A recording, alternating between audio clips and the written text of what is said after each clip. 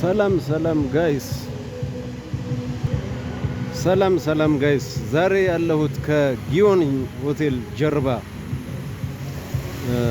በአዲስ መልክ ጸድቶና አምሮ ተውቦ የተሰራው አካባቢ ነው። ይሄ ማለት ከጊዮን ጀርባ ነው። እንደምታዩት እጅግ በጣም አምሮና ፏ ብልጭ ብሎ ነው ያለው። እንደምታዩት ጸድ ሆኗል።